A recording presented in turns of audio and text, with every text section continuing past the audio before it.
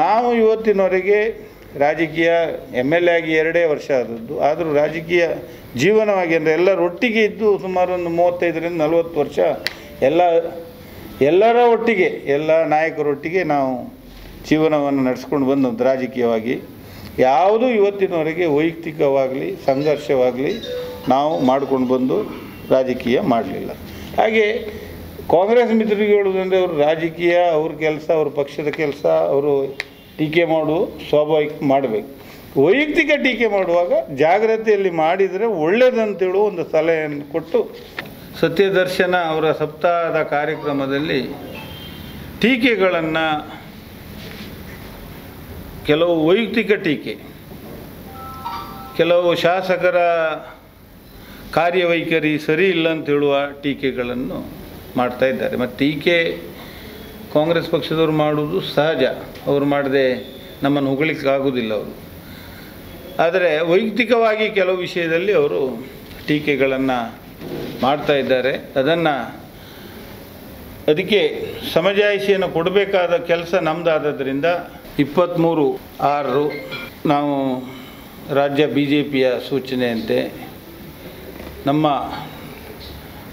ಅವಿಭಜಿತ ದಕ್ಷಿಣ ಕನ್ನಡ ಜಿಲ್ಲೆ, ಉಡುಪಿ ಮತ್ತು ಮಂಗಳೂರು ಜಿಲ್ಲೆಯಲ್ಲಿ ಎಲ್ಲ ಪಂಚಾಯತಿನ ಮುಂಭಾಗದಲ್ಲಿ ಒಂದು 5 ಅಂಶವನ್ನು ಇಟ್ಟುಕೊಂಡು ಹೋರಾಟವನ್ನು ನಡೆಸಿದ್ದೇವೆ. ಅದರಲ್ಲಿ ಒಂದು, ಅಕ್ರಮ ಸಕ್ರಮದ ಅರ್ಜಿಗಳನ್ನು ಸಮಿತಿಯ ಗಮನಕ್ಕೆ ತರದೆ ತಿರಸ್ಕಾರ ಮಾಡಿದ್ದು ಸರಿಯಲ್ಲ ಅಂತ ಹೇಳುವಂಥದ್ದು. ಎರಡನೇದು 9 and 11 ಇದನ್ನು ಹಿಂದೆ 25 ಸೆಂಟ್ಸ್ವರೆಗೆ ಗ್ರಾಮ ಪಂಚಾಯಿತಿಗೆ ಅವಕಾಶ ಇತ್ತು. 1 ಎಕರೆ ತನಕ ತಾಲೂಕು ಪಂಚಾಯಿತಿಗೆ ಅವಕಾಶ ಇತ್ತು. ಅದನ್ನು 28/8/2024ರಿಂದ ರಾಜ್ಯ ಸರ್ಕಾರ ಇವೆರಡರ ಅಧಿಕಾರದಿಂದ ಸೀದಾ ಪ್ರಾಧಿಕಾರ, ಪಟ್ಟಣ ಅಂತ ಹೇಳಿದ್ರೆ ನಗರ ಪ್ರಾಧಿಕಾರಕ್ಕೆ ನಕ್ಷೆ ನಿಮ್ಮದು ಅಧಿಕಾರವನ್ನು ಕೊಟ್ಟಿದ್ದಾರೆ. ಮತ್ತು ಮತ್ತೊಂದು, ತಮಗೆಲ್ಲ ತಿಳಿದ ಹಾಗೆ ವೃದ್ಧಾಪ್ಯ ವೇತನ ಮತ್ತು ಸಂಧ್ಯಾ ಸುರಕ್ಷಾ ಪ್ರತಿ ಪಂಚಾಯತ್ನಲ್ಲಿ ಹೆಚ್ಚು ಕಡಿಮೆ 200ರಿಂದ 300 ತಿರಸ್ಕೃತ ಮಾಡಲಿಕ್ಕೆ ಎಲ್ಲ ತಯಾರಿಯನ್ನು ಕಂದಾಯ ಇಲಾಖೆಯವರು ಸಮೀಕ್ಷೆಯನ್ನು ಮಾಡಲಿಕ್ಕೆ ಪ್ರಯತ್ನ ಮಾಡ್ತಾ ಇದ್ದಾರೆ. ಆ ಒಂದು ವಿಷಯವನ್ನು ಇಟ್ಕೊಂಡು ಅದರೊಟ್ಟಿಗೆ 2 ವರ್ಷದಿಂದ ನಾವು ಚುನಾಯಿತರಾಗಿ 2 ವರ್ಷ 1 ತಿಂಗಳಾಯಿತು. 2 ವರ್ಷದಿಂದ ರಾಜ್ಯ ಸರ್ಕಾರ ಯಾವುದೇ ಬಸವಸತಿ ಯೋಜನೆ ಇರಲಿ, ಯಾವುದೇ ಒಂದೇ ಒಂದು ಮನೆಯನ್ನು ಈ ತನಕ ಮಂಜೂರು ಮಾಡಲಿಲ್ಲ. ಹೀಗೆ ಒಂದು 5 ಅಂಶವನ್ನು ಇಟ್ಟುಕೊಂಡು ಪ್ರತಿಭಟನೆಯನ್ನು ಮಾಡಿದ್ದೇವೆ. ಹಾಗೆ ಕಾಂಗ್ರೆಸ್ ಪಕ್ಷದವರು ಮೊನ್ನೆಯಿಂದ ಸತ್ಯದರ್ಶನ ಸಪ್ತಾಹವನ್ನು ಮಾಡ್ತಾ ಇದ್ದಾರೆ. ಅದು ಅವರು ಪಕ್ಷದ ಕಾರ್ಯಕ್ರಮ ಮಾಡಲಿ. ಆದರೆ ಅವರು ಸತ್ಯದರ್ಶನ ಅವರ ಸಪ್ತಾಹದ ಕಾರ್ಯಕ್ರಮದಲ್ಲಿ ಟೀಕೆಗಳನ್ನು, ಕೆಲವು ವೈಯಕ್ತಿಕ ಟೀಕೆ, ಕೆಲವು ಶಾಸಕರ ಕಾರ್ಯವೈಖರಿ ಸರಿ ಇಲ್ಲ ಅಂತ ಹೇಳುವ ಟೀಕೆಗಳನ್ನು ಮಾಡ್ತಾ ಇದ್ದಾರೆ. ಮತ್ತು ಟೀಕೆ ಕಾಂಗ್ರೆಸ್ ಪಕ್ಷದವರು ಮಾಡುವುದು ಸಹಜ, ಅವರು ಮಾಡದೆ ನಮ್ಮನ್ನು ಹೊಗಳಿಕ್ಕಾಗೋದಿಲ್ಲ ಅವರು. ಆದರೆ ವೈಯಕ್ತಿಕವಾಗಿ ಕೆಲವು ವಿಷಯದಲ್ಲಿ ಅವರು ಟೀಕೆಗಳನ್ನು ಮಾಡ್ತಾ ಇದ್ದಾರೆ. ಅದಕ್ಕೆ ಸಮಜಾಯಿಷಿಯನ್ನು ಕೊಡಬೇಕಾದ ಕೆಲಸ ನಮ್ಮದಾದ್ದರಿಂದ ಇವತ್ತು ಈ ಪತ್ರಿಕಾಗೋಷ್ಠಿಯನ್ನು ಕರಿಬೇಕಾಗಿದೆ. ಕುಂದಾಪುರ ಮುನ್ಸಿಪಾಲ್ಟಿಯಲ್ಲಿ ಪ್ರತಿಭಟನೆ ಮಾಡುವ ಸಮಯದಲ್ಲಿ ಕೆಲವು ಕಾಂಗ್ರೆಸ್ನ ಧುರೀಣರು ಅಕ್ರಮ ಸಕ್ರಮ ಕಮಿಟಿಯಲ್ಲಿ ಶಾಸಕರೇ ಅಧ್ಯಕ್ಷರು, ಅವರು ಕೆಲಸ ಮಾಡ್ತಾ ಇಲ್ಲ, ಅವರು ಕಥೆಯನ್ನು ಮಾತ್ರ ಹೇಳ್ತಾ ಇದ್ದಾರೆ, ಸರ್ಕಾರವನ್ನು ದೂರ್ತಾ ಇದ್ದಾರೆ. ಆದರೆ ಅವರಿಗೆ ಸ್ವತಃ ಗೇರು ಲೀಸ್ನಲ್ಲಿ 25 ಎಕರೆಯನ್ನು ಮಂಜೂರು ಮಾಡಿಸ್ಕೊಂಡಿದ್ದಾರೆ ಅಂತ ಹೇಳಿದರು. ನಾನು ತಮ್ಮ ಮೂಲಕ ಅವರ ಗಮನಕ್ಕೆ ತರ್ತೇನೆ. ಗೇರು ಲೀಸ್ ಅಂತ ಹೇಳುವಂಥದ್ದು ಸಾಧಾರಣ ಒಂದು 50-60 ವರ್ಷದಿಂದ ಬಂದಂಥ ಒಂದು ವ್ಯವಸ್ಥೆ. ಸರ್ಕಾರ ಕಾನೂನುಬದ್ಧವಾಗಿ ಯಾರು 50, 60, 70 ವರ್ಷದಿಂದ ಗೇರ್ ಲೀಸ್ ಮಾಡ್ಕೊಂಡು ಬಂದಿದ್ದಾರೆ ಅವರಿಗೆ ಕಾನೂನುಬದ್ಧವಾಗಿ ಸರ್ಕಾರ ಗೈಡೆನ್ಸ್ ವ್ಯಾಲ್ಯೂ ಕಟ್ಟಿ, ಗೈಡೆನ್ಸ್ ವ್ಯಾಲ್ಯೂ ಅಂತ ಹೇಳಿದರೆ ತಮಗೆಲ್ಲ ಗೊತ್ತಾಗ್ಬೋದು, ಪ್ರತಿ ಗ್ರಾಮದಲ್ಲಿ ಅದಕ್ಕೊಂದು ಗೈಡೆನ್ಸ್ ವ್ಯಾಲ್ಯೂ ಇದೆ, ಕಟ್ಟಿ ಅದನ್ನು ಕಟ್ಟಿದರೆ ಮಂಜೂರು ಮಾಡುವ ಅವಕಾಶವನ್ನು ಸರ್ಕಾರ ಕೊಟ್ಟಿದೆ. ಅದು ಕಾನೂನುಬದ್ಧವಾಗಿ. ಆದರೆ ಕಾನೂನುಬದ್ಧವಾಗಿದ್ದರೂ ನನಗಾಗಲಿ ನಮ್ಮ ತಂದೆಯವರಿಗಾಗಲಿ, ನಮ್ಮ ತಂದೆಯವರ 5 ಜನ ಮಕ್ಕಳಿದ್ದೇವೆ ನಾವು, ಎ.ಜಿ. ಕೊಡ್ಗಿ ಮತ್ತು ಮಕ್ಕಳು. ನಾವು ಈ ತನಕ ಯಾವುದೇ ಅಕ್ರಮ ಸಕ್ರಮ ಆಗಲಿ ಗೇರು ಲೀಸಿಗಾಗಲಿ ಅರ್ಜಿ ಹಾಕಿ 1 ಸೆಂಟ್ಸನ್ನು ಸರ್ಕಾರದಿಂದ ನಾವು ಪಡೀಲಿಲ್ಲ. ಅದು ತಮ್ಮ ಮೂಲಕ ಅವರಿಗೆ ಗಮನಕ್ಕೆ ತರಲಿಕ್ಕೆ ನಾನು ಇಷ್ಟಪಡ್ತೇನೆ. ಅದು ಗೇರ್ ಲೀಸ್ ಆದರೂ ಅದು ಕಾನೂನುಬದ್ಧ, ಅದರಲ್ಲೇನು ತಪ್ಪಿಲ್ಲ. ಯಾವುದು ಒಂದು 60-70 ವರ್ಷದಿಂದ ಗೇರನ್ನು ಹಾಕಿ ಸರ್ಕಾರ ಆವಾಗ 35 ವರ್ಷ ಗುತ್ತಿಗೆ ಮಾಡಿದರೆ ಗೇರ್ ಲೀಸನ್ನು ತಗೊಂಡ್ರೆ ಅವರಿಗೆ ಕಾನೂನುಬದ್ಧವಾಗಿ ಅವರಿಗೆ ಆ ಭೂಮಿಯನ್ನು ಕೊಡಬೇಕಿತ್ತು. ಅದು ಕೊಡದೆ ಈಗ ಕಳೆದ 2022ರಲ್ಲಿ ಏನೋ ಕಾನೂನು ಮಾಡಿ ಗೈಡೆನ್ಸ್ ವ್ಯಾಲ್ಯೂ ಪ್ರಕಾರ ಯಾರು ಹಣ ಕಟ್ಟಿದ್ದಾರೆ ಅವರಿಗೆ ಕೊಡಬೇಕಂತೇಳುವ ನಿರ್ಧಾರ ಸರ್ಕಾರ ಮಾಡಿದೆ. ಹಾಗೆ ಅಕ್ರಮ ಸಕ್ರಮದಲ್ಲಿ ಅಧ್ಯಕ್ಷ ನನ್ನೊಟ್ಟಿಗೆ 3 ಜನ ಕಾಂಗ್ರೆಸ್ ಸದಸ್ಯರು, ಕಾಂಗ್ರೆಸ್ ಸರ್ಕಾರ ನೇಮಕ ಮಾಡಿದ ಸದಸ್ಯರು ಇರ್ತಾರೆ. ಒಬ್ಬ ಸದಸ್ಯರು ಪ್ರಭಾವಿ, ಅವರು ಕಾಂಗ್ರೆಸ್ ಪಕ್ಷದಲ್ಲಿ ಪ್ರಭಾವಿ ಸದಸ್ಯರಾದ ಕೆದೂರು ಸದಾನಂದ ಶೆಟ್ಟರು ಆ ಸಮಿತಿಯಲ್ಲಿದ್ದಾರೆ. ಮತ್ತು ಇನ್ನಿಬ್ಬರು ಕಾಂಗ್ರೆಸ್ ಸದಸ್ಯರಿದ್ದಾರೆ.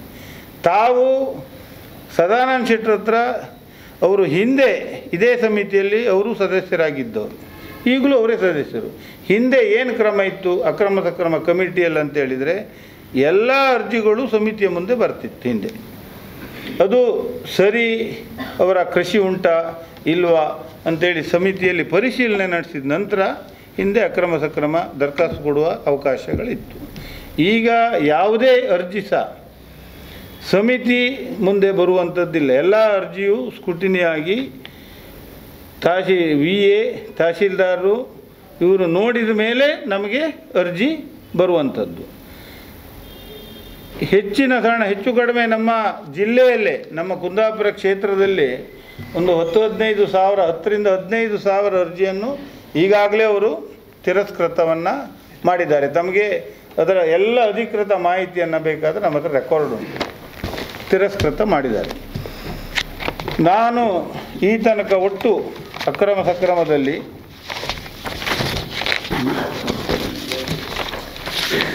ಕುಂದಾಪುರ ತಾಲೂಕು ಕಚೇರಿಯಲ್ಲೇ ಮಾಡಿದ್ದೆಲ್ಲ ಬೈಠಕ್ಕು 7 ಬೈಠಕ್ ಆಗಿದೆ ಇಷ್ಟರವರೆಗೆ. ಕುಂದಾಪುರ ಹೋಬಳಿಯಲ್ಲಿ ಒಟ್ಟು 60 ಅರ್ಜಿ ನಮ್ಮಲ್ಲಿ ಬಂದದ್ದು ಇವತ್ತು. ಬ್ರಹ್ಮಾವರ ಹೋಬಳಿಯಿಂದ 4 ಬೈಠಕ್ ಆಗಿದೆ, 18 ಅರ್ಜಿ ಮಾತ್ರ ಬಂದದ್ದು. 60 + 18 78. ನಾನು 2 ವರ್ಷ ಶಾಸಕನಾದಾಗ ನಾನು ತಹಶೀಲ್ದಾರಿಗೆ ರೈಟಿಂಗ್ನಲ್ಲಿ ಕೊಟ್ಟಿದ್ದೇನೆ, ಪ್ರತಿ ತಿಂಗಳಲ್ಲಿ 4 ಬೈಠಕ್ ಮಾಡಬೇಕು, ಪ್ರತಿ ಶನಿವಾರ 2 ಶನಿವಾರ ಸೆಕೆಂಡ್ ಸ್ಯಾಟರ್ಡೆ ಇದ್ದರೆ ಶುಕ್ರವಾರ ಮಾಡ್ಬೋದು ಅಂತೇಳುವ ರೈಟಿಂಗ್ನಲ್ಲಿ ಕೊಟ್ಟ ಲೆಟ್ರ್ ಉಂಟು. ಆದರೆ ಇಷ್ಟು ಈ 1.5 ವರ್ಷದಲ್ಲಿ ಆದ ಬೈಠಕ್ಕು 7. ಆ ಬೈಠಕ್ನಲ್ಲಿ ಆದ ಒಟ್ಟು ಅರ್ಜಿಗಳ ಇತ್ಯರ್ಥ ಮಾಡಿದ್ದು 78. ಈ 78 ಅರ್ಜಿಗೂ ಒಂದೇ ಒಂದು ಡಿನೋಟಿಸ್ ಕೊಡಲಿಕ್ಕೆ ನಮಗಾಗಲಿಲ್ಲ. ಕಾರಣ ಈ ಎಲ್ಲ ಅವರು ಹಿಂದೆ ಎಲ್ಲ ಮ್ಯಾನ್ಯುವಲ್ ಇತ್ತು, ಈಗ ಎಲ್ಲ ಆ್ಯಪ್ ಮಾಡಿದ್ದಾರೆ. ಆ್ಯಪಲ್ಲಿ ಯಾವುದೇ ಅರ್ಜಿಗಳು ಒಂದೇ ಸಲ ಅವರಿಗೆ ಸರ್ಕಾರ ಏನೋ ಉದ್ದೇಶದಿಂದ ಮಾಡಿರ್ಬೋದು, ಇದೆಲ್ಲ ಒಳ್ಳೆಯ ವ್ಯವಸ್ಥೆಗಳನ್ನು ಮಾಡಿರ್ಬೋದು. ಆದರೆ ಇಲ್ಲಿ ಯಾವ VA ಆಗಲಿ ತಹಶೀಲ್ದಾರ್ ಆಫೀಸ್ನಲ್ಲಾಗಲಿ ಅದಕ್ಕೆ ಬೇಕಾದ ಮೂಲಭೂತ ವ್ಯವಸ್ಥೆ ಇಲ್ಲದೇ ಇರುವುದರಿಂದ ಈ ಎಲ್ಲ ಕೆಲಸಗಳು ನಿಧಾನವಾಗಿ ಆಗ್ತಾಯಿದೆ. ಈ ತೊಂದರೆಯಿಂದ ನಮಗೆ ಅಕ್ರಮ ಸಕ್ರಮ ಬೈಠಕ್ಕು ಮಾಡಿದರೂ ಸಹ ಅರ್ಜಿ ತೀರ್ಮಾನ ಮಾಡಲಿಕ್ಕೆ ಆಗ್ತಾಯಿಲ್ಲ. ಇದು ತಮ್ಮ ಗಮನಕ್ಕೆ ಇರಲಿ ಅಂತೇಳಿ ನಾನು ನಿಮಗೆ ಎಲ್ಲ ದಾಖಲೆ, ನಾವು ಇದು ಬೈಠಕ್ ಮಾಡಿದ್ದು ಎಷ್ಟು ಮಾಡಿದ್ದೇವೆ, ಎಷ್ಟು ಅರ್ಜಿ ಆಗಿದೆ, ನಮ್ಮ ಹತ್ರ ಎಲ್ಲ ದಾಖಲೆ ಉಂಟು. ಹಾಗೆ 9 and 11ನಲ್ಲಿ ನಾವು 2 ವರ್ಷದ ಆದ ಅಧಿವೇಶನದಲ್ಲಿ ಪ್ರತಿ ಅಧಿವೇಶನದಲ್ಲಿ ಎಲ್ಲ ಶಾಸಕರು ಒಟ್ಟು ಸೇರಿ ಇವರ ಹತ್ರ ಜಗಳ ಸಹ ಮಾಡಿದ್ದೇವೆ. ಇದು ನಮ್ಮ 2 ಜಿಲ್ಲೆಗೆ ಈಗ ಈ ಎಲ್ಲ ಸಮಸ್ಯೆ ಬೇರೆ ಜಿಲ್ಲೆಗೆ ಇದು ತೊಂದರೆ ಆಗುವುದಿಲ್ಲ.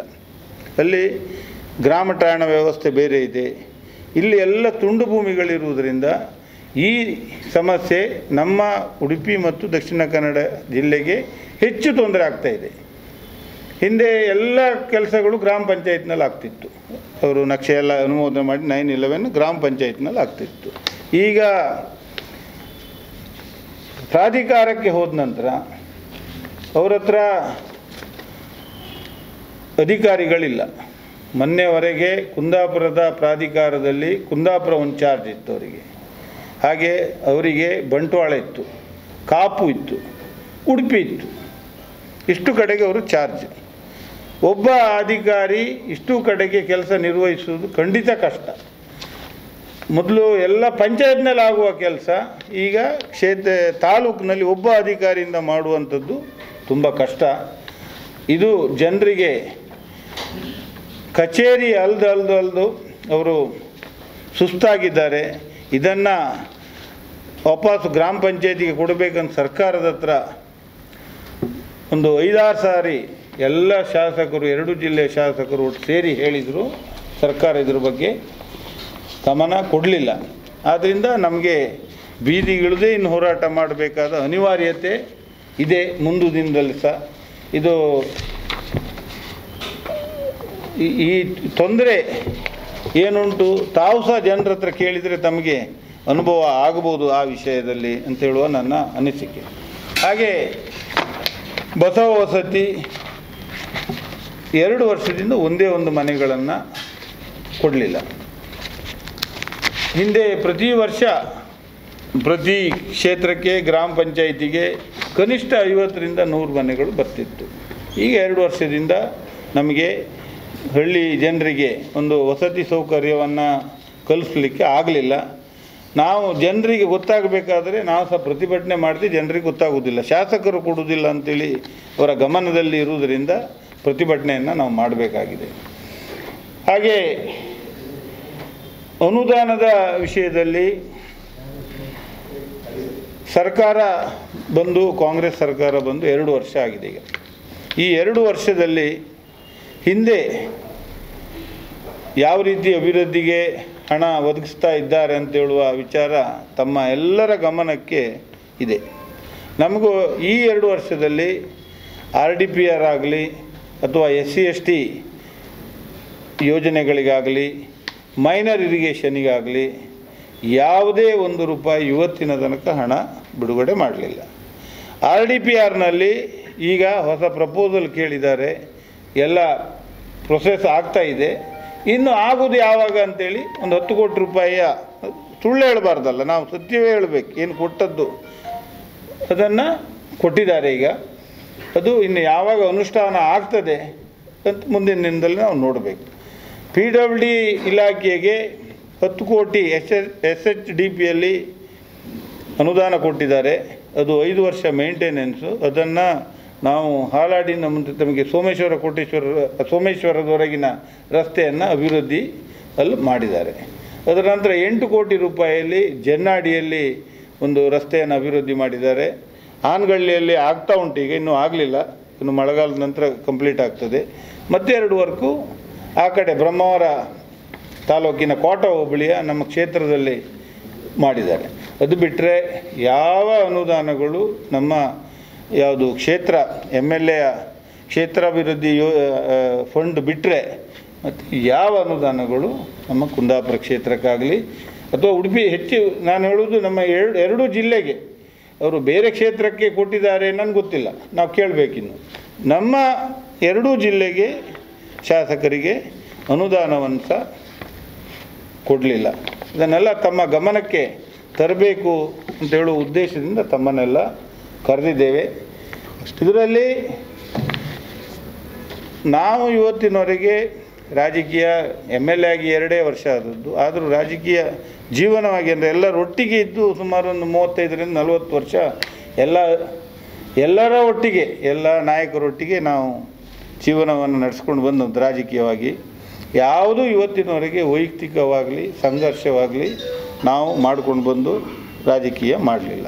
ಹಾಗೆ ಕಾಂಗ್ರೆಸ್ ಮಿತ್ರರಿಗೆ ಹೇಳೋದಂದರೆ ಅವರು ರಾಜಕೀಯ ಅವ್ರ ಕೆಲಸ, ಅವ್ರ ಪಕ್ಷದ ಕೆಲಸ, ಅವರು ಟೀಕೆ ಮಾಡುವ ಸ್ವಾಭಾವಿಕ ಮಾಡಬೇಕು. ವೈಯಕ್ತಿಕ ಟೀಕೆ ಮಾಡುವಾಗ ಜಾಗ್ರತೆಯಲ್ಲಿ ಮಾಡಿದರೆ ಒಳ್ಳೆಯದಂತೇಳುವ ಒಂದು ಸಲಹೆಯನ್ನು ಕೊಟ್ಟು ತಮಗೆಲ್ಲರಿಗೂ ಹೊಂದಿಸಿ ನನ್ನ ಮಾತು ಮುಗಿಸ್ತೇನೆ. ಮುಂದಿನ ದಿನದಲ್ಲಿ ಅಧಿವೇಶನದಲ್ಲೂ ಹೋರಾಟ ಉಂಟು. ವಿಧಾನಸಭೆಯ ಮುಂಭಾಗದಲ್ಲಿ ಎಲ್ಲ 2 ಜಿಲ್ಲೆಯ 3 ಜಿಲ್ಲೆಯ ಶಾಸಕರು ಸೇರಿಸಿ ವಿರತವಾಗಿ ಹೋರಾಟ ಮಾಡಿ ಇದನ್ನು ಪ್ರಾಧಿಕಾರಕ್ಕೆ ಕೊಟ್ಟರು ಅಡ್ಡಿಲ್ಲ, ತ್ವರಿತ ಅರ್ಜಿಗಳು ತ್ವರಿತವಾಗಿ ವಿಲೇವಾರಿ ಆಗಬೇಕಂತೇಳುವ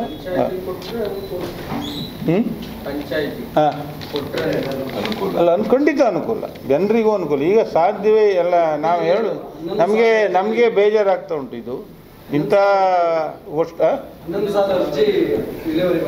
ಅಲ್ಲ, ಕಳೆದ ವರ್ಷ ಗ್ರಾಮ ಪಂಚಾಯತ್ನಲ್ಲಿ 9 and 11 ವಿಲೇವಾರಿ ಆಗಿದ್ದು, ಹಿಂದಿನ ವರ್ಷದಲ್ಲಿ 10,000 ಅವರು ಪ್ರಾಧಿಕಾರಕ್ಕೆ ವರ್ಗಾವಣೆ ಮಾಡಿದ ನಂತರ ಆಗಿದ್ದು 1,000. ಅಷ್ಟು ವ್ಯತ್ಯಾಸ ಉಂಟು. ಜನರು ತಿರುಗಿ ಸುಸ್ತಾಗಿದ್ದಾರೆ ಇದರಲ್ಲಿ. ಹಾಗೆ ತಮಗೆಲ್ಲ ಈ 2 ವರ್ಷದ ನಂತರ ಇಷ್ಟರವರೆಗೂ ಒಂದೇ ಒಂದು ಹೊಸ ರೇಷನ್ ಕಾರ್ಡ್ಗಳನ್ನು ಸರ್ಕಾರ ಅವಕಾಶ ಕೊಡಲಿಲ್ಲ. ಒಂದೇ ಒಂದು ಅದೆಲ್ಲ ಉಳಿದದ್ದೆಲ್ಲ ಮಾಡ್ತಾಯಿದ್ರು. ಅರ್ಜಿಯನ್ನೇ ಸ್ವೀಕಾರ ಮಾಡ್ತಾ ಇಲ್ಲ. ಈ ಸ್ವೀಕಾರ ಮಾಡುವ ಅರ್ಜಿ ಯಾವುದು ಅಂತ ಹೇಳಿದರೆ ಆರೋಗ್ಯಕ್ಕೆ ಸಂಬಂಧಪಟ್ಟ ಅರ್ಜಿಗಳನ್ನು ಮಾತ್ರ ಸ್ವೀಕಾರ ಮಾಡ್ತಾ ಇದ್ದಾರೆ. ಇವತ್ತಿನ ತನಕ 2 ವರ್ಷದಲ್ಲಿ ಒಂದೇ ಒಂದು ಹೊಸ ರೇಷನ್ ಕಾರ್ಡಿನ ಅವಕಾಶಗಳನ್ನು ಸರ್ಕಾರ ಕೊಡಲಿಲ್ಲ. APL ಕಾರ್ಡ್ ಇಲ್ಲ, BPL ಕಾರ್ಡ್ ಯಾವುದಿಲ್ಲ. ನಿರ್ಜೀವ ಇಲ್ಲ, ಜೀವ ಇದೆ, ಖಂಡಿತ ಇದೆ. ಅಭಿವೃದ್ಧಿಗೆ ಮತ್ತೆ ಉಳಿದ ಕೆಲಸಗಳಿಗೆ ಸರಿಯಾದ ಅನುದಾನ ಇಲ್ಲ. ತೀವ್ರ ನಿರ್ಲಕ್ಷ್ಯ ಮಾಡಿದ್ದಕ್ಕೆ ಪಾಟೀಲ್ ಈಗ ಅವ್ರು ಏನು ಆರೋಪ ಮಾಡ್ತಾರೆ, ನಿಮ್ಮ June 23 ನೀವು ಎಲ್ಲ ಪಂಚಾಯತ್ ನೆಕ್ಸ್ಟ್ ಬರೋ ಗ್ರಾಮ ಪಂಚಾಯತ್ ಇಲೆಕ್ಷನ್ ಒಂದು ಪೂರ್ವಭಾವಿ ಅವರ ಆರೋಪ ಕರೆಕ್ಟಪ್ಪ. ಅವ್ರು ಮಾಡಬೇಕಾದದ್ದು ವಿಷಯ ಸತ್ಯ. ಹೇಳ ಸರ್ ನಾನು ಹೇಳಿ ನಿಮ್ಮ ಅಲ್ಲ, ನಿಮ್ಮ ಧರಣಿ ನಾವು ಮಾಡಿದ್ದೆ ಅಂತ ಬಹುಶಃ ನಿಮ್ಗೆ ತಿಳಿದಿರ್ಬೋದು. 23 ಮೊನ್ನೆ ಧರಣಿಯಲ್ಲಿ ನಾವು ಎಲ್ಲ ಗ್ರಾಮ ಪಂಚಾಯತ್ ಮತ್ತು ಪಟ್ಟಣ ಪಂಚಾಯತ್ ಪುರಸಭೆಯಲ್ಲಿ ಒಟ್ಟಿಗೆ ಮಾಡಿದ್ದೆವು. 10 ರಿಂದ 1 ಗಂಟೆಗೆ ಧರಣಿ ಅಂತ ಮಾಡಿದ್ದೆವು. ಅದರಲ್ಲಿ 5 ಅಂಶಗಳನ್ನು ಇಟ್ಕೊಂಡು ನಾವು ಮಾಡಿದ್ದೆವು. ಸರ್ಕಾರನ ಸಹ ಆಗ್ರಹ ಮಾಡಿದ್ದೆವು. ಅದರಲ್ಲಿ ಮುಖ್ಯವಾಗಿ ನಾವು ಆ ಧರಣಿಯಲ್ಲಿ ಯಾವುದೇ ನಮ್ಮ BJP ನಾಯಕರು ಭಾಗವಹಿಸಲಿಲ್ಲ. ಅಲ್ಲಿ ಸ್ಥಳೀಯ ಪಂಚಾಯತ್ನ ಅಧ್ಯಕ್ಷರು, ಪಂಚಾಯತ್ನ ಸದಸ್ಯರು ಸೇರಿ ಅಲ್ಲಿನ ವಿಚಾರಗಳು 5 ವಿಚಾರ ಬಗ್ಗೆ ಮಾಡಿದೆ ಬಿಟ್ಟರೆ, ಇವರ ಹಾಗೆ ಇವತ್ತು ಸತ್ಯದರ್ಶನ ಅಂತ ಸಪ್ತಾಹ ಇಟ್ಕೊಂಡಿದ್ದಾರೆ. ನನ್ನ ಮನಸ್ಸಿಗೆ ಏನು ಅನಿಸ್ತದೆ ಅಂದರೆ, ಇದು ಅವ್ರದ್ದು ಸತ್ಯದರ್ಶನ ಅಲ್ಲ. ಇದೊಂದು ಅವರು ಚುನಾವಣಾ ಪ್ರಚಾರಕ್ಕೆ ವೇದಿಕೆ ಮಾಡ್ಕೊಂಡಾಗ ಉಂಟಿದ್ದು.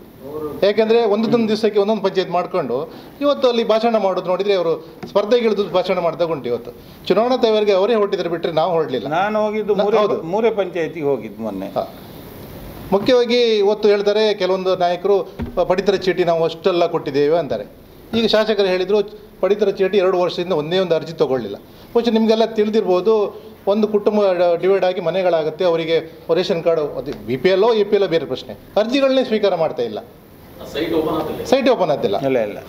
ಅರ್ಜಿ ಇದು ಪಡಿತರ ಚೀಟಿದು ಪರಿಷ್ಕರಣೆಗೆ ಈಗಾಗಲೇ ನಡೀತಾ ಇದೆ, ಇನ್ನಷ್ಟು ತೆಗಿಬೇಕಂತ. ಸಂಧ್ಯಾ ಸುರಕ್ಷಾ ಮತ್ತು ವೃದ್ಧಾಪ್ಯ ವೇತನದ ಬಗ್ಗೆ ಹೇಳೋದಾದರೆ, ನಿಮ್ಮ ಪತ್ರಿಕೆಯಲ್ಲೇ ನೀವು ಪ್ರಕಟಣೆ ಮಾಡಿದ್ರಿ ಎಷ್ಟು ಅರ್ಜಿಗಳನ್ನ. ಬಹುಶಃ ನಮಗಿಲ್ಲಿ ನೀವು ಇರ್ಬೋದು, ನಾನು ತೊಗೊಂಡು ಬಂದಿದ್ದೆ.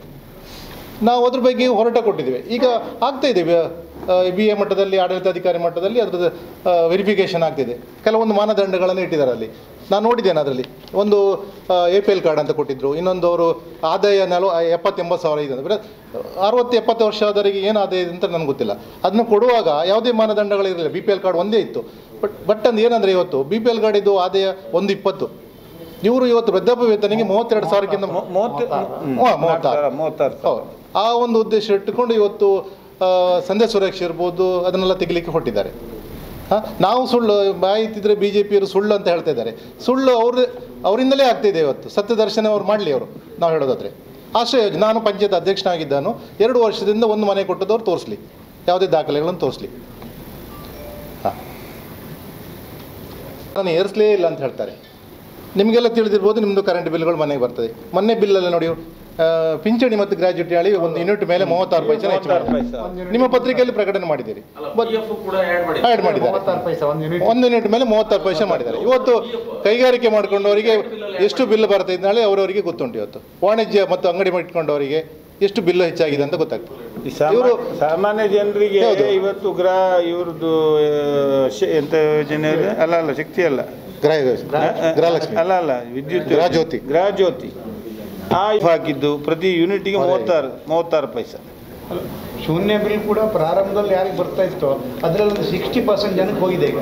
ಯಾಕಂತ ಹೇಳಿದ್ರೆ ಅವರು ಕೊಡುವಾಗ ಹಿಂದಿನ ವರ್ಷದ ಬಳಕೆಯ ಆಧಾರದ ಮೇಲೆ 10% ಕೊಟ್ಟಿದ್ದಾರೆ. ಈಗ ಜನರು ಪ್ರತಿ ವರ್ಷ ಎಲೆಕ್ಟ್ರಿಸಿಟಿ ಕನ್ಸಂಪ್ಷನ್ ಜಾಸ್ತಿ ಆಗ್ತಾ ಇರ್ತದೆ, ತಮಗೆಲ್ಲ ಗೊತ್ತಿದೆ. ಯಾರು ಜಾಸ್ತಿ ಆಗಿದೆ, ಹಿಂದಿನ ವರ್ಷದ ಬಳಕೆಯ ಮಿತಿಗಿಂತ 10-20 ಯೂನಿಟ್ ಜಾಸ್ತಿ ಆದವರಿಗೆ ಅವ್ರಿಗೆ ಹಿಂದೆ ಎಷ್ಟು ಕರೆಂಟ್ ಬಿಲ್ ಬರ್ತಾ ಇತ್ತು ಅಷ್ಟೇ ಕರೆಂಟ್ ಬಿಲ್ ಬರ್ತಾ ಇದೆ.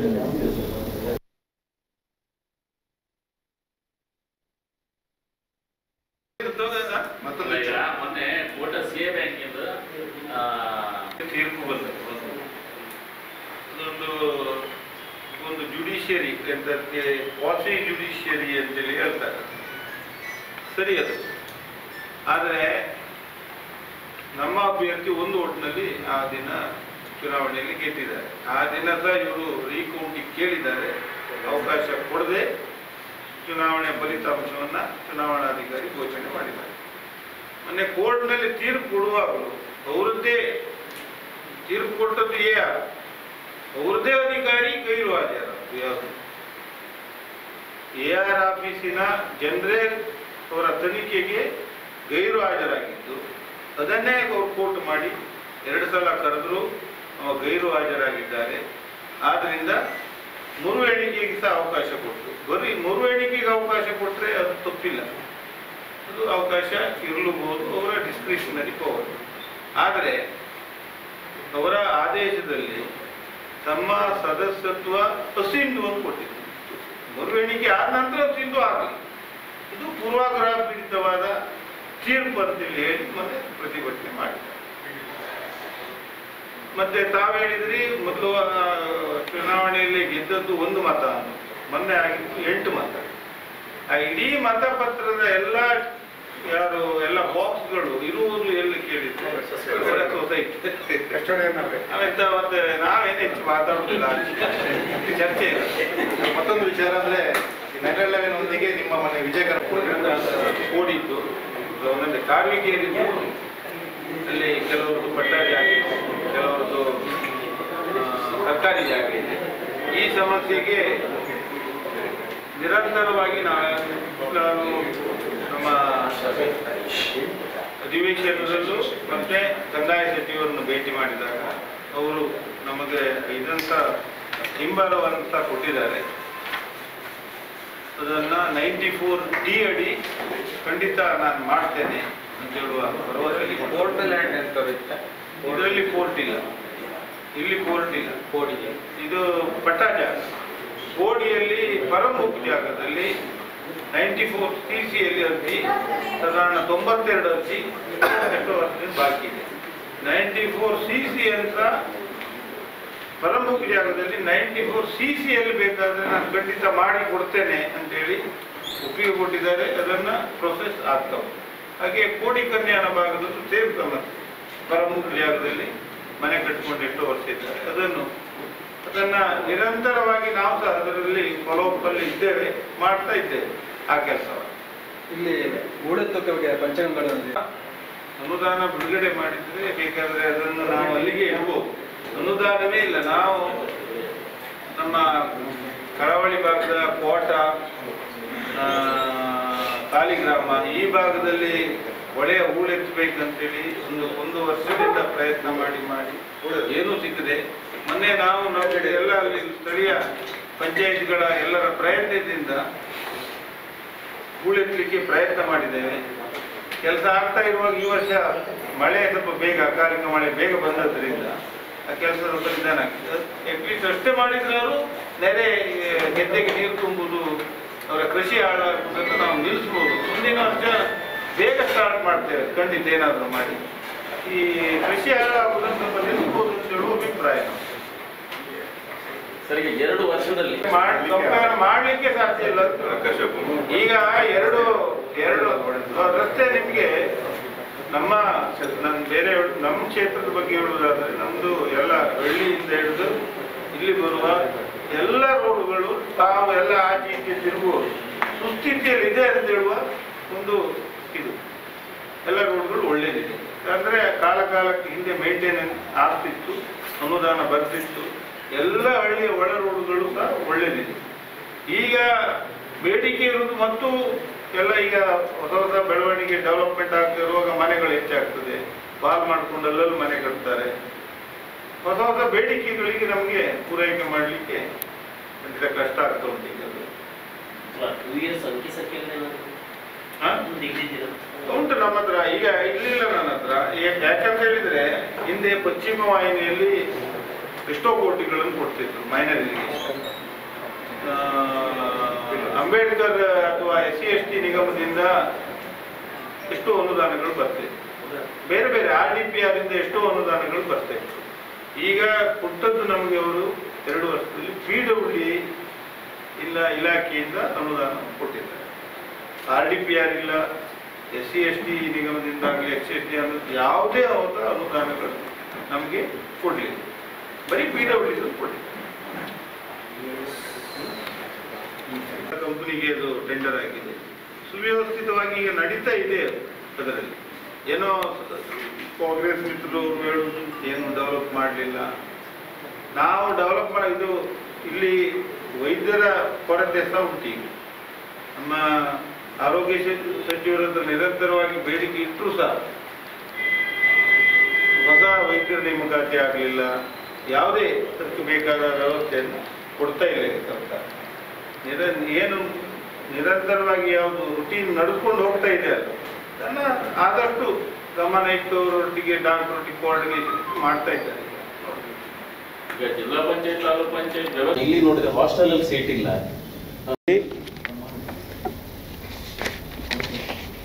ಪಂಚಾಯತ್ನಿಂದ ಡೋರ್ ನಂಬರ್ ಇದ್ದವರಿಗೆ ಇದ್ದು ಡೀಮ್ಡ್ ಇಲ್ಲದೆ ಇದ್ದರೆ, ಆ ಜಾಗ ಕುಮ್ಕಿ ಅಲ್ಲದೆ ಇದ್ದರೆ ಉಳಿದ ಜಾಗಕ್ಕೆ ಮಂಜೂರು ಮಾಡುವ ಅವಕಾಶ 94C ಇದೆ. ಹೆಚ್ಚಿನ ಅರ್ಜಿಗಳಿಗೆ ಇರುವಂಥದ್ದು ಕುಮ್ಕಿಯಲ್ಲಿ ಉಂಟು. ಕುಮ್ಕಿ ಅದು ಕೋರ್ಟ್ನಲ್ಲಿ ತನಿಖೆಯಲ್ಲಿ ಬಾಕಿ ಇರುವುದರಿಂದ ಅಕ್ರಮ ಸಕ್ರಮ ಆಗಲಿ 94C ಆಗಲಿ ಇತ್ಯರ್ಥ ಮಾಡ್ತಾ ಇಲ್ಲ ಈಗ ಕಂದಾಯ ಇಲಾಖೆಯವರು. ಮತ್ತು ತಿರಸ್ಕೃತ ಆಗುವ ಯಾವ ಅರ್ಜಿಯೂ ನಮ್ಮ ಗಮನಕ್ಕೆ ಬರುವುದಿಲ್ಲ ಅವರದ್ದು. ಯಾವುದು ಇಲ್ಲಿ ಅವರು DC-ಗೆ ಅಧಿಕಾರವನ್ನು ಕೊಟ್ಟು ಬಿಟ್ಟಿದ್ದಾರೆ. ಇದು ತಹಶೀಲ್ದಾರರಿಂದ AC-ಗೆ ಹಾಕಿ AC-ಯಿಂದ DC ಎಲ್ಲ ಅರ್ಜಿಗಳನ್ನು ತಿರಸ್ಕಾರ ಮಾಡ್ತಾ ಇದ್ದಾರೆ. ನಾವು ಅದು ರೆವಿನ್ಯೂ ಮಿನಿಸ್ಟರ್ ಹತ್ರ ಸ್ವತಃ ನಾವೆಲ್ಲ ಮಾತಾಡಿ ಅವರಿಗೆ ರಿಕ್ವೆಸ್ಟ್ ಸಹ ಮಾಡಿದ್ದೇವೆ. ತಿರಸ್ಕೃತ ಮಾಡಬೇಡಿ, ಪೆಂಡಿಂಗ್ ಇಡಿ. ಒಂದು ಸಲ ತಿರಸ್ಕೃತ ಆದರೆ ಮರುಪರಿಶೀಲನೆಗೆ ಪ್ರತಿ ಅರ್ಜಿದಾರನಿಗೂ ಎಷ್ಟೋ ಖರ್ಚಾಗ್ತದೆ. ಯಾರು ಲಾಯರನ್ನು ನೇಮಕ ಮಾಡಿ ಅದನ್ನು ಮರುಪರಿಶೀಲನೆಗೆ ತರಬೇಕು. ಆದ್ದರಿಂದ ತುಂಬ ತೊಂದರೆ ಆಗ್ತದೆ. ತಾವು ರಿಜೆಕ್ಟ್ ಮಾಡಬೇಡಿ, ತಿರಸ್ಕೃತ ಮಾಡಬೇಡಿ ಅಂತ ರಿಕ್ವೆಸ್ಟ್ ಮಾಡಿದೆ.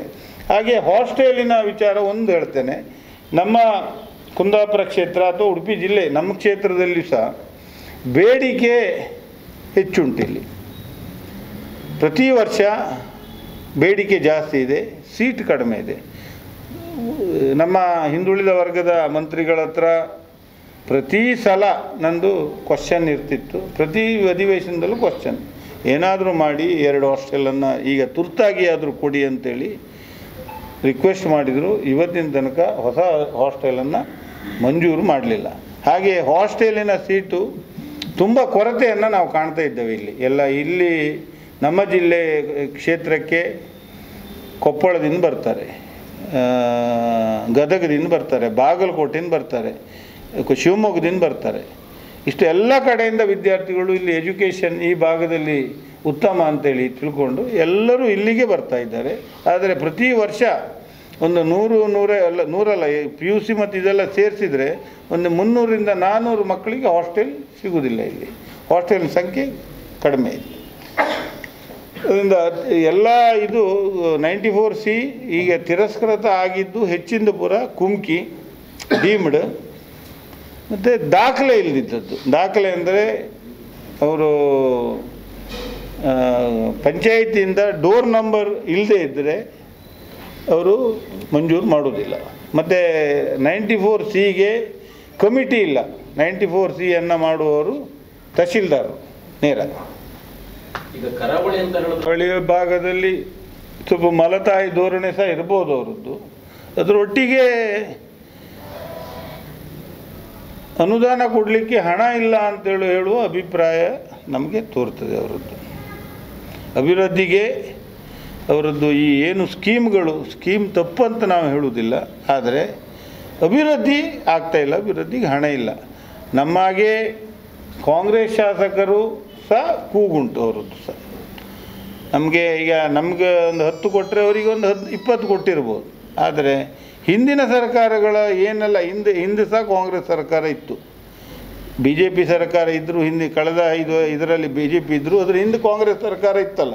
ಎಲ್ಲ ಸರ್ಕಾರಗಳ ನಾವು ಅವರ ಹಿಂದೆ ಅಭಿವೃದ್ಧಿಯನ್ನು ನೋಡಿದಾಗ ಈಗ ಇದ್ದ ಕಾಂಗ್ರೆಸ್ ಸರ್ಕಾರ ಇಷ್ಟು ಕನಿಷ್ಠ ಮಟ್ಟದ ಅಭಿವೃದ್ಧಿಯನ್ನು ನಾವು ಈಗ ನೋಡ್ತಾ ಇದ್ದೇವೆ. ಇದು ಕಾರಣ ಮಾಡ್ತಾ ಇಲ್ಲ ಇವರೆಲ್ಲ ಅಂತ ಹೇಳ್ತಾರೆ. ಯಾರು ನಮ್ಮದು ಕ್ವಶನ್ನು ಸ್ವತಃ ಕ್ವಶನ್ ಹಾಕಿದ್ದು ಎಲ್ಲ ವಿಚಾರಗಳು ಪ್ರತಿ ಅಧಿವೇಶನದಲ್ಲಿ ಇದರ ಬಗ್ಗೆ ಚರ್ಚೆ ಆಗ್ತಾ ಉಂಟು, ಪ್ರತಿ ಮೀಟಿಂಗ್ನಲ್ಲೂ ಚರ್ಚೆ ಆಗ್ತಾ ಉಂಟು. ಆದರೆ ಸರ್ಕಾರ ಅದಕ್ಕೆ ಸ್ಪಂದಿಸದೇ ಇದ್ದರೆ ಈ ಎಲ್ಲ ಇದು ಎಲ್ಲ ಕಾನೂನು ಮಾಡುವುದು ಸರ್ಕಾರವೇ ಒಪ್ಪದೇ ಇದ್ದರೆ ಶಾಸಕರು ಏನು ಮಾಡಲಿಕ್ಕೆ ಆಗೋದಿಲ್ಲ. ಇದರಲ್ಲಿ ಸರ್ ಈ ವ್ಯವಸ್ಥೆ ಸರಿಯಾಗದೇ ಇರೋ ಮುಂದೆ ನಾವು ಯಾವ ರೀತಿ ಹೋರಾಟ ಮಾಡುವುದು, ಸರ್ಕಾರ ಸರಿ ಆಗಬೇಕಿದು. ಸರ್ಕಾರ ಜನರಿಗೆ ಈಗ ನನಗೆ ತೋರ್ತದೆ, ಅವರು ಸತ್ಯ ದರ್ಶನ ಸಪ್ತಾಹ ಮಾಡ್ತಾ ಇದ್ದಾರೆ. ಅವರಿಗೆ ಗ್ರಾಮದಲ್ಲಿ ಹೋದರೆ ಸತ್ಯ ದರ್ಶನ ಸ್ವಲ್ಪ ಇದೆಲ್ಲ ತೊಂದರೆಗಳಾಗಬಹುದು, ಮನವರಿಕೆ ಆಗ್ಬೋದು. ಅವ್ರ ಕಾರ್ಯಕರ್ತರೆ ಇದನ್ನು ಸರ್ಕಾರಕ್ಕೆ ಹೇಳಿ ಸಮ್ ಮಾಡಲಿಕ್ಕೆ ಏನಾದರೂ ಅವಕಾಶ ಆಗಬಹುದು ಅಂತೇಳಿ ಹೇಳುವ ನನ್ನೊಂದು ಅಭಿಪ್ರಾಯ ಇದರಲ್ಲಿ. ನಿಮ್ಮದು ಕಾಂಗ್ರೆಸ್ BJP ಈಗ ಎಲ್ಲ ಕ್ಷೇತ್ರದಲ್ಲಿ ಎಲ್ಲ ಗ್ರಾಮಗಳು ಒಂದೇ ಸಲ ಅಭಿವೃದ್ಧಿ ಆಗಲಿಕ್ಕೆ ಸಾಧ್ಯ ಇಲ್ಲ ಇವತ್ತಿನ ಸ್ಥಿತಿಯಲ್ಲಿ. ಅಮಾಸ್ ಬೈಲ್ ಅಂತ ಹೇಳೋದು ಒಂದು ಸರ್ಕಾರಿ ಆಸ್ಪತ್ರೆ ಆಗುವಾಗ ಅದಕ್ಕೆ ಫೀಡಿಂಗ್ ವಿಲೇಜನ್ನು ಕ್ಯಾಲ್ಕುಲೇಷನ್ ಮಾಡಿ ಯಾವ ಸೆಂಟರ್ ಅಂತೇಳಿ ಆವಾಗ ಹಾಲಾಡಿಯನ್ನು ಮಾಡಿದರು. ಅಮಾಸ್ ಬೈಲ್ ಅಂತ ಹೇಳೋದು ಡೆಡ್ ಎಂಡ್, ಮಾತಾಡುವವರಿಗೆ ಅದರ ಅರಿವಿಲ್ಲದೆ ಮಾತಾಡಿದ್ದಾರೆ ಅವರು. ಯಾವುದು ಅಮಾಸ್ ಬೈಲ್ ಅಂತ ಮುಂದೆ ಘಾಟಿ ಎತ್ತಬೇಕು ನಾವು ಅಲ್ಲಿ, ಯಾವುದು ಅದು ಡೆಡ್ ಎಂಡ್. ಹಿಂದೆ ಆರೋಗ್ಯ ಕೇಂದ್ರ ಮಾಡುವಾಗಲೂ ಅದಕ್ಕೊಂದು ಸೆಂಟರ್, ಈಗ ಬಿದ್ಕಲ್ಗಟ್ಟೆಲ್ಲಿ ಯಾಕೆ ಮಾಡಿದ್ದಾರೆ, ಕೋಟೇಶ್ವರ ಯಾಕೆ ಮಾಡಿದ್ದಾರೆ, ಒಂದು ಸೆಂಟರ್, ಒಂದು ಅದಕ್ಕೆ ಒಂದು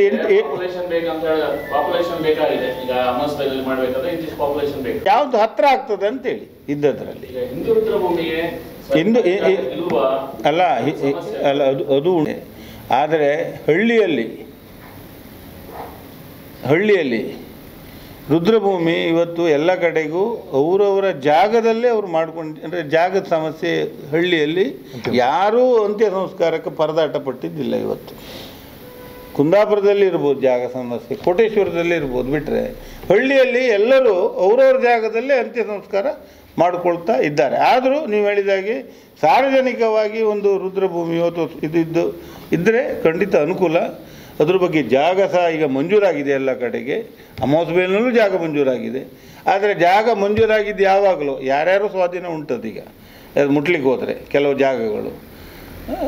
ಅದರಿಂದ ಇದು ಸ್ಮಶಾನದ ಸಮಸ್ಯೆ ನಮ್ಮಲ್ಲಿ ಇಷ್ಟವರೆಗೆ ಬರಲಿಲ್ಲ, ಹಳ್ಳಿ ಬರಲಿಲ್ಲ. ನಮ್ಮದು ಅಮಾಸ್ಬೇಲ್ ಮಾತ್ರ ಅಲ್ಲ, ಯಾವುದೇ ಹಳ್ಳಿಯಲ್ಲೂ ಅವ್ರವ್ರ ಜಾಗದಲ್ಲೇ ಅಂತ್ಯ ಸಂಸ್ಕಾರ ಮಾಡುವವರು ಕ್ರಮ ನಮಗೂ ಒಂದು ಸೆಂಟಿಮೆಂಟ್ ಇರ್ತದೆ. ಅದು ಇಷ್ಟರವರೆಗೆ ಜಾಗದ ಸಮಸ್ಯೆ ಬಂದಲ್ಲಿ ಸ್ಮಶಾನ ಅಗತ್ಯ ಉಂಟು ಕೆಲವು ಕಡೆ.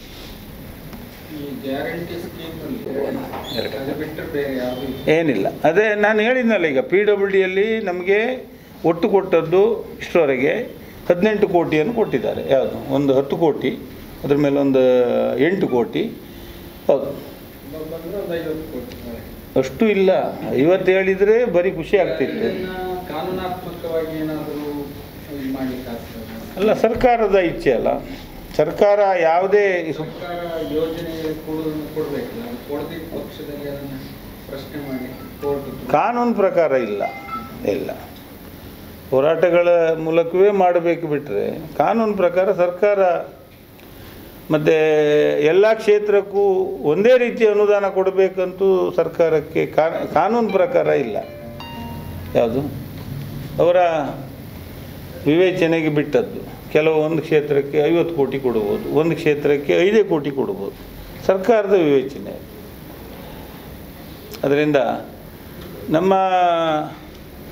ಅದನ್ನು ಸರ್ಕಾರ ನಿರ್ಧಾರ ಮಾಡುವಂಥದ್ದು ಬಿಟ್ಟರೆ, ಈಗ ಗ್ಯಾರಂಟಿ ಸ್ಕೀಮ್ ನಿರ್ಧಾರ ಮಾಡಿದ್ದು ಸರ್ಕಾರದ ವಿವೇಚನೆ. ಸರ್ಕಾರ ಏನು ಪ್ರೋಗ್ರಾಮ್ ಅವರ ಪ್ರಣಾಳಿಕೆಯಲ್ಲಿ ಏನು ಆಶ್ವಾಸನೆ ಕೊಟ್ಟಿದ್ದಾರೆ ಮಾಡಿದ್ದಾರೆ, ತಪ್ಪನ್ನು ನಾವು ಹೇಳುವುದಿಲ್ಲ. ಹಾಗೆ ಬರೀ ಅದು ಮಾತ್ರ ಅಲ್ಲ, ಅಭಿವೃದ್ಧಿ ಸಹ ಅದರೊಟ್ಟಿಗೆ ತಗೊಂಡು ಹೋಗಲಿಕ್ಕೆ ಆಗಲಿಲ್ಲ. ಯಾವುದು ಮರಳು ಮತ್ತು ಕಲ್ಲಿನ ಸಮಸ್ಯೆ ನಾನ್ CRZ ಕೆಲವು ಮರಳು ಗಣಿಗಾರಿಕೆಗೆ ಅವಕಾಶ ಕೊಟ್ಟಿದ್ದಾರೆ. ಈಗ ಕೆಲವು ಡಿಪಾರ್ಟ್ಮೆಂಟ್ನ ಹೆಸರಿನಲ್ಲಿ ಸಹ ಕೊಟ್ಟಿದ್ದಾರೆ. KRDLಗೆ ಅಂತೇಳಿ ಹೇಳಿ ಕೊಟ್ಟಿದ್ದಾರೆ, PWDಗೆ ಮರಳು ಅಂತೇಳಿ ಕೊಟ್ಟಿದ್ದಾರೆ. ಕೆಲವು ಗ್ರಾಮ ಪಂಚಾಯತ್ ವ್ಯಾಪ್ತಿಯಲ್ಲಿ ಟೆಂಡರ್ ಮಾಡಿದ್ದಾರೆ ಕೆಲವರಿಗೆ. ನಾನ್ CRZ ವ್ಯಾಪ್ತಿಯಲ್ಲಿ ಈಗ ಮರಳುಗಾರಿಕೆ ನಡೀತಾ ಇಲ್ಲ. ಅದರಿಂದ ಬರೀ ನಾನ್ CRZ ಮಾತ್ರ ಈಗ ಮರಳುಗಾರಿಕೆ ನಡೀತಾ ಇದೆ. ಕೆಂಪು ಕಲ್ಲಿನ ಸಮಸ್ಯೆ ಉಂಟು ನಮ್ಮಲ್ಲಿ. ಅದ್ರ ಬಗ್ಗೆ ಸಹ ಒಂದು 5-6 ಮೀಟಿಂಗು ಗಣಿ ಇಲಾಖೆ ಒಟ್ಟಿಗೆ ಬೆಂಗಳೂರಿನಲ್ಲಿ ಸಹ ಚೀಫ್ ಮಿನಿಸ್ಟ್ರ ಮುಖ್ಯಮಂತ್ರಿಗಳ ನೇತೃತ್ವದಲ್ಲಿ ಸಹ ಸಭೆ ಮಾಡಿದ್ದೇವೆ. ಅದರಾಗೆ ಆವಾಗ ಈ ಕೆಂಪು ಕಲ್ಲು ವಿಚಾರದಲ್ಲಿ ಸರಳೀಕೃತ ಮಾಡ್ತೇವೆ ಅಂಥೇಳಿ ಹೇಳಿ ಆ ದಿನ ಆಶ್ವಾಸನೆ ಕೊಟ್ಟದ್ದು.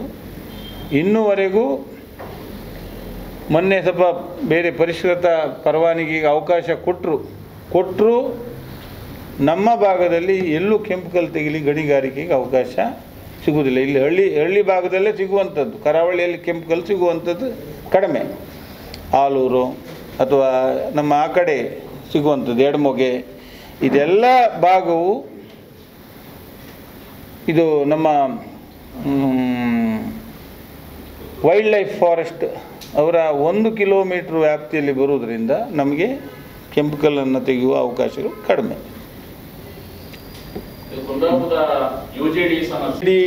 ಸಮಸ್ಯೆ ನೀವು ಹೇಳಿದಾಗೆ ತುಂಬ ವರ್ಷದಿಂದ ಅದು ನಡ್ಕೊಂಡು ಬರ್ತಾ ಇದೆ.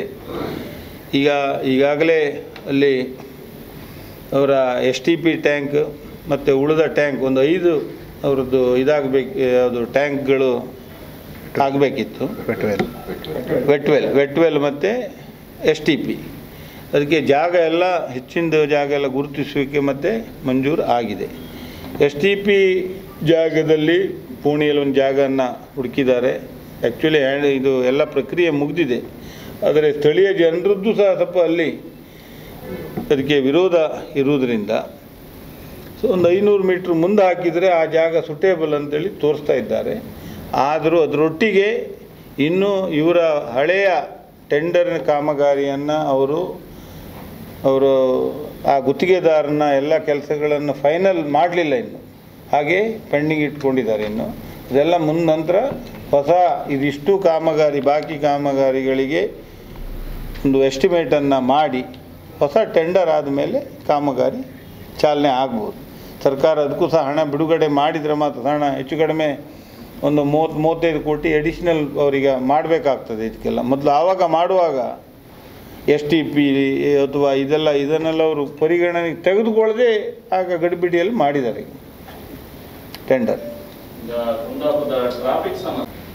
ಟ್ರಾಫಿಕ್ ಅಲ್ಲ, ಪಾರ್ಕಿಂಗ್ ಸಮಸ್ಯೆ ಕುಂದಾಪುರದಲ್ಲಿ. ಟ್ರಾಫಿಕ್ ಸಮಸ್ಯೆ ಇಲ್ಲ, ಟ್ರಾಫಿಕ್ ಸಮಸ್ಯೆ ಒಂದು ಒನ್ ವೇ ಇರುವುದರಿಂದ ಎಲ್ಲೂ ಸಮಸ್ಯೆ ಇಲ್ಲ. ಪಾರ್ಕಿಂಗ್ ಇದ್ದು ಕುಂದಾಪುರ ವ್ಯವಸ್ಥೆಯಲ್ಲಿ ಒಂದು ಜಾಗ ಸಹ ಕಡಿಮೆ ಉಂಟು.